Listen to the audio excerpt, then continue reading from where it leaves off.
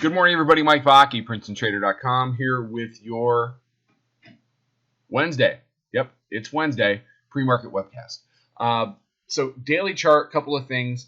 We talked yesterday about if the bears did not show up, stay present, that, there's just a steady march to the upside.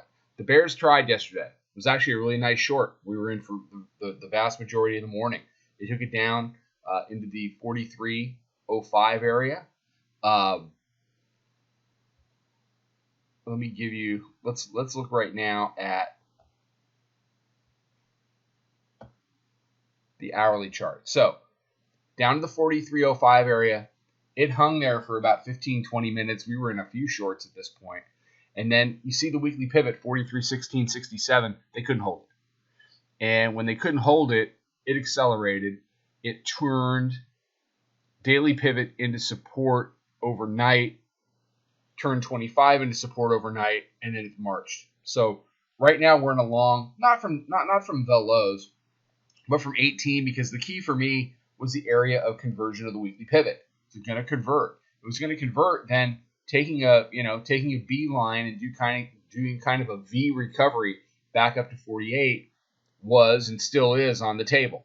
So your current high from this rally is 44. As we head into today, there's a couple of things. If the breakdown area here from 9 a.m. at 45.75, if that can't hold in price, then you're looking at a higher high. If it does hold in price and you get a little bit of a deeper move down, you could have a little bit of a choppy day. The key for me on any pullback is, does the hourly midband want to hold up? Once they climbed over it, 1, 2, 3 o'clock in the morning here, it wanted to stay above. I think the bulls need to keep that hourly midband underneath them all day. If they do that, then they can progress to the upside. The other question for me is, at what point does this really start to accelerate? Kind of like it did on Friday, like it did later in the day on Thursday. And if it does accelerate, then the next place is 4,400. It's what's next. And I will say the same thing to you that I said to you yesterday is, unless the bears show up, and unless they want to be present, and unless they want to convert key areas into resistance and keep them converted, these dips over time, and not a lot of time, will be bought, and they will drip and drag everybody up to higher highs and beyond. So it's really the same situation as yesterday. So the type of day I'm looking at now, we're long from the 18 area. We've taken some profit. We're letting a lot of it work.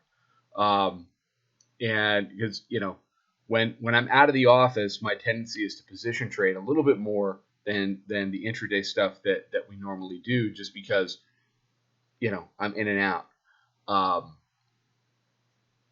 If the morning dip can't convert hourly mid, then I would expect as we get into midday, a higher high, a move up to the 55.60 area, and a progression from there. I think the bears need news. We're back into that kind of a situation. Organically, they can't take it down. Well, they can, but it just becomes a dip buy. They can't keep it down. They need sustainable news that's going to push the market to the downside. Aside from that, well, you're going to get your move. So let's check in real quick on the 5-minute chart. You see you got volume weighted average price 43.3626. Proprietary moving average 40.5. 5-minute midband 41. So call it 36 to 41 is a key area off the open. And depending on how that plays out, back that out. Depending on how that plays out, you can see the proprietary moving averages are good overnight. You can see down here, just at the bottom of the screen, there's your hourly mid-band. So holding 40 into 36 will be key for the bulls today. All right, that's all I got for today. Everybody have a fantastic day. Be safe, be healthy, take care, trade them well, and I'll talk to you tomorrow.